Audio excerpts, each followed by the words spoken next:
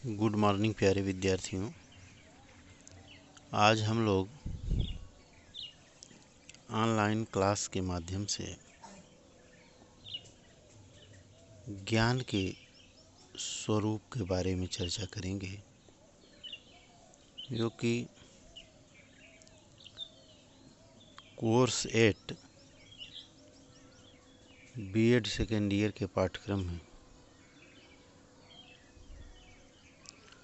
आज हम लोग यह जानेंगे कि ज्ञान का स्वरूप कैसा है। Nature of knowledge. ज्ञान क्या है, ज्ञान का स्वरूप क्या है, यह किस तरह से यह बच्चों को भविष्य के लिए तैयार करता है और इसी के माध्यम से बालक का सर्वांगीण विकास भी होता है। जैसा कि आप जानते हैं, ज्ञान किसी वस्तु के संबंध में जानकारी है। कोई भी वस्तु हो, एनीवन, ए टू जेड, कोई भी वस्तु हो, कोई भी व्यक्ति हो, कोई भी स्थान हो, उसके संबंध में या उसके बारे में हम जो जानकारी हासिल करते हैं, प्राप्त करते हैं, वही ज्ञान है। और वह वस्तु चाहे जो भी हो, पृथ्वी की या कहीं की भी कोई भी वस्तु, वह चाहे जो भी हो, निर्जीव हो अथवा सजीव हो, वस्तु हो, व्यक्ति हो, जानवर हो, पंछी हो, स्थान हो, किसी भी चीज़ के बारे में जो हम जानकारी हासिल करते हैं, वह नॉलेज की कैटेगरी में आता है।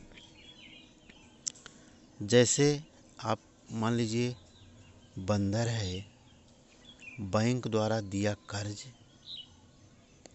या गणित की समस्या इत्यादि का अध्ययन जब हम करते हैं, इसके बारे में भी हम जब जानकारी हासिल करते हैं, तो वह भी ज्ञान की कैटेगरी में ही आता है।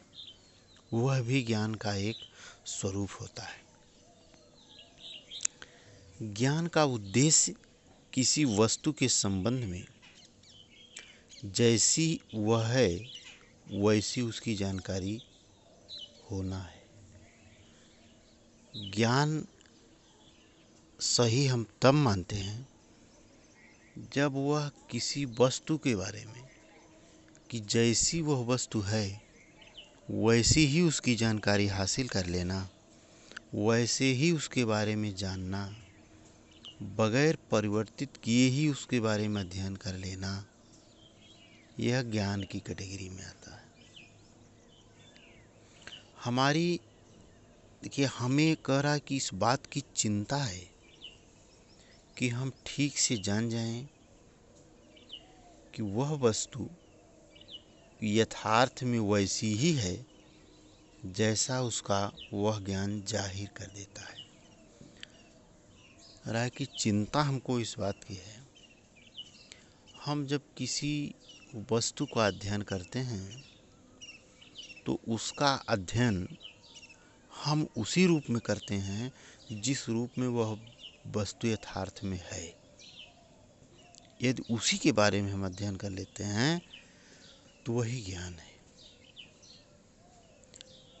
और यदि इस बात की संभावना है कि हम उसमें धोखा खा रहे हैं, धोखा क्या खाएंगे? धोखा मीन्स है कि वस्तु का आकार कुछ और है या वास्तव में वो है कुछ और, लेकिन हम उसे किसी और रूप में देख रहे हैं, किसी और रूप में हम उसको पहचानते हैं। यही धोखा है। वास्तविकता तक नहीं पहुंच पाना, यही धोखा है। यदि हम वास्तविकता तक पहुंच जाते हैं, उस वस्तु का अध्ययन कर लेते हैं, तो वह ज्ञान है। कुछ निर्णय उस वस्तु के संबंध में गलत भी हो सकते हैं। जरूरी नहीं कि हम उस वस्तु का जो ज्ञान प्राप्त करते हैं, जो नॉलेज हासिल करते हैं, वह सब सही हो। उसमें कुछ गलत भी हो सकता है। व्यक्ति को सीख जो है गलतियों से भी आती है। एक गलत निर्णय हमें इस बात से अवगत न कराकर कि वस्तु यथार्थ में कैसी है, इस बात का ज्ञान हमें कराएगी कि वस्तु हमें ऐसी प्रतीत होती है।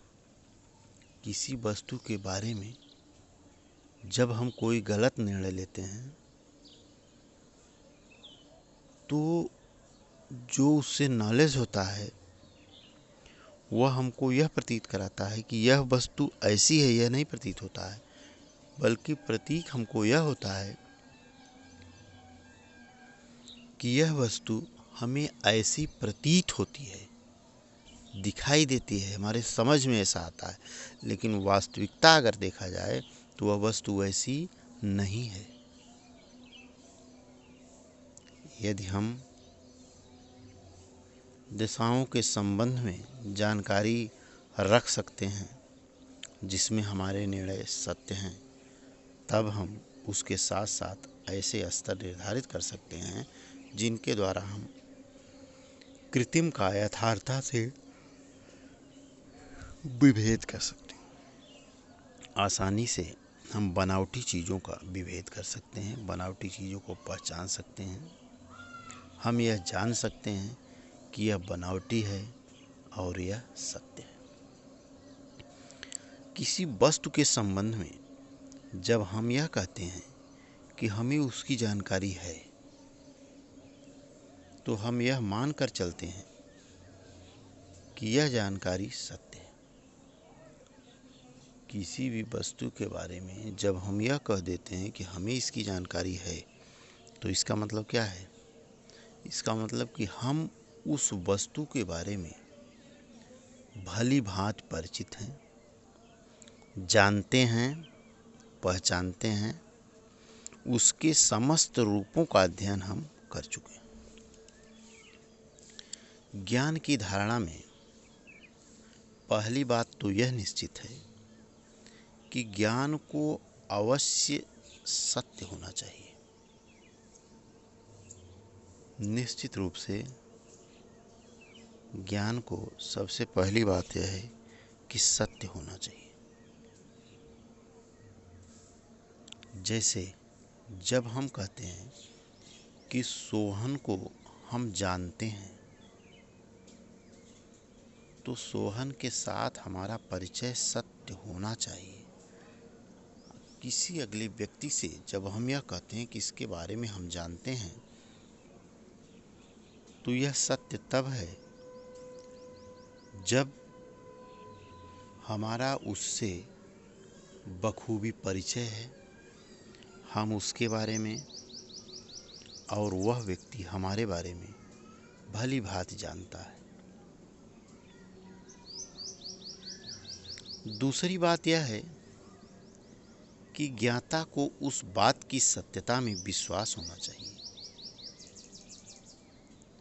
हमें विश्वास होना चाहिए कि हम सोहन को जानते हैं, तथा तीसरी बात यह है कि ज्ञाता के पास इस बात की पर्याप्त प्रमाण होने चाहिए कि यह बात सत्य है। हमें पहली बात तो खुद विश्वास होना चाहिए कि हम उसको जानते हैं। हम उसको जानते हैं, इसका विश्वास हमें होना चाहिए। हमें विश्वास होना चाहिए कि हम सोहन को जानते हैं। और अगली बात यह कि हम इस बात के पर्याप्त प्रमाण रखेंगे कि वास्तव में हम उसको जानते हैं, यह सत्य है। हम सोहन को जानते हैं, जैसे हम सोहन से कई बार मिल चुके हैं, या हम और सोहन साथ साथ पढ़े हैं इत्यादि। इस प्रकार ज्ञान के अर्थ में तीन बातें आती हैं: सत्यता, सत्यता में विश्वास, सत्यता के लिए पर्याप्त प्रमाण। सत्यता में विश्वास और सत्यता के लिए पर्याप्त प्रमाण की भी आवश्यकता होती है। यह ज्ञान का स्वरूप है। अब ज्ञान के कुछ स्रोत भी हैं जिनके माध्यम से हम ज्ञान प्राप्त करते हैं। स्रोत में क्या है? ज्ञान के स्रोत में एक तो हम प्रकृति के माध्यम से ज्ञान प्राप्त करते हैं, दूसरा हम पुस्तकों के माध्यम से ज्ञान प्राप्त करते हैं, और हम इंद्रियों के अनुभव से भी ज्ञान प्राप्त करते हैं। साक्ष्य भी हम देखते हैं, साक्ष्य के माध्यम से हमको ज्ञान की प्राप्ति होती है, और तर्क बुद्धि के माध्यम से भी हमको ज्ञान की प्राप्ति होती है। तो इस तरह से ये 5 ज्ञान के स्रोत ऐसे हैं जो प्रकृति, पुस्तकें, इंद्रिय अनुभव, साक्ष्य, तर्क बुद्धि इत्यादि के माध्यम से हम ज्ञान की प्राप्ति करते हैं। यही ज्ञान के स्रोत हैं। धन्यवाद।